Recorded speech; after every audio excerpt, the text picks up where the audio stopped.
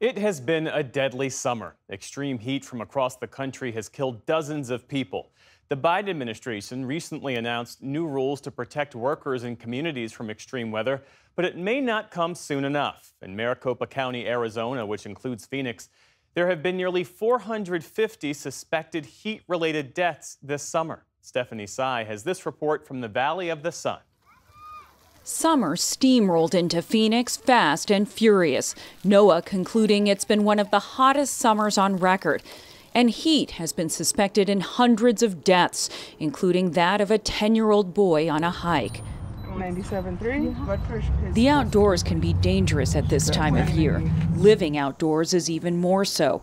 At any given time each summer, some 9,500 people are unhoused in Maricopa County. 49-year-old Jerome Lee is one of them. My head I was dizzy, I had a headache. This heat is hot over here in Phoenix. Lee got a saline IV to rehydrate him. He'd been drinking. Alcohol can increase the risk of heat illness. We're hoping we can help save some lives with the IV hydration. Perla Puebla works with the nonprofit organization Circle the City, which this summer is trying to meet the most vulnerable where they are. We did encounter a lot of patients last year that needed IV hydration, but they didn't want to go to the emergency room. They didn't want to leave their belongings behind. Last year, 645 people died in Maricopa County from the heat, the most ever recorded. Almost half the victims were homeless, and over 60% had alcohol or drugs in their system. Heat is the most readily observable and most attributable adverse health effect of a warming planet.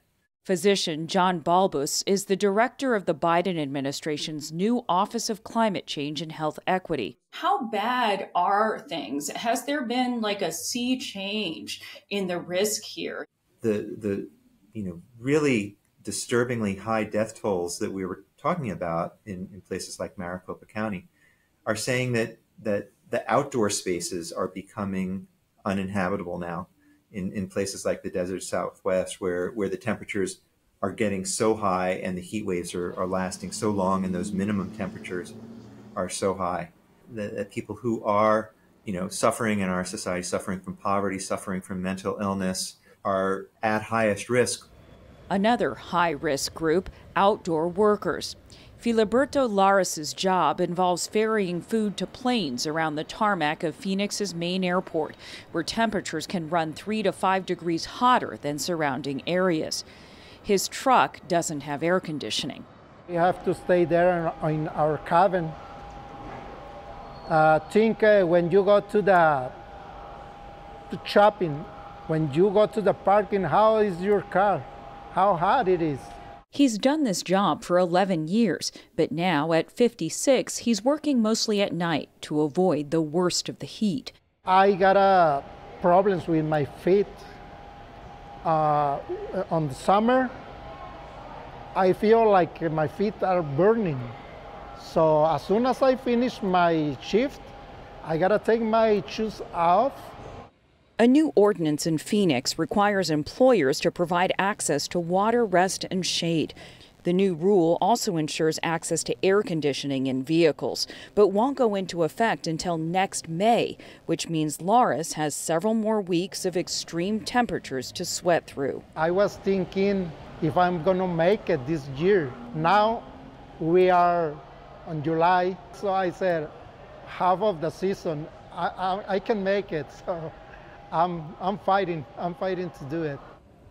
It's an occupational hazard that is getting worse every year. For some, the risks aren't on the job, but at home. 73-year-old Deanna Moreau divides her time between playing piano in retirement communities and serving as president of the Arizona Association of Manufactured Homeowners.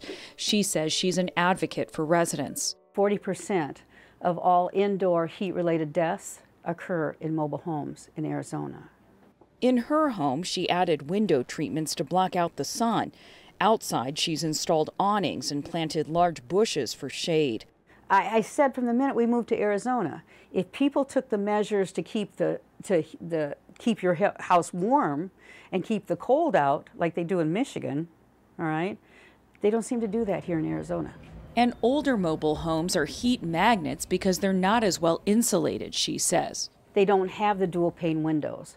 They're not necessarily designed to keep the heat out as well as a site-built home.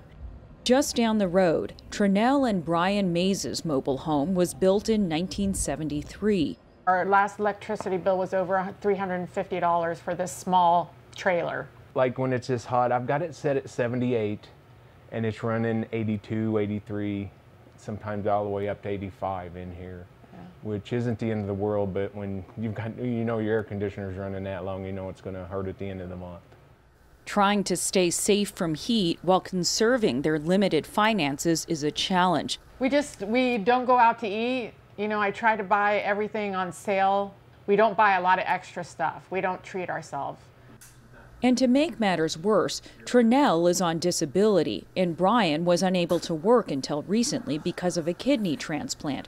Their pre-existing conditions raise their risk for heat-related health problems. I have type 1 diabetes, and if I get to a point where I start getting nauseated, I know that it's gone too far and I'm going to be dehydrated. And then once I start throwing up, I have to go right to the hospital. But making places like Phoenix safer outdoors and indoors in a warming climate is possible, says Dr. John Balbus. There's a difference between saying the temperature is increasing and saying, that, there's nothing we can do to help people, and that the deaths we're seeing, are all because of climate change. It's that balance of the warming of the planet and our effectiveness of our measures to protect people. In an already deadly summer, that protection can't come soon enough. For the PBS NewsHour, I'm Stephanie Tsai in Phoenix.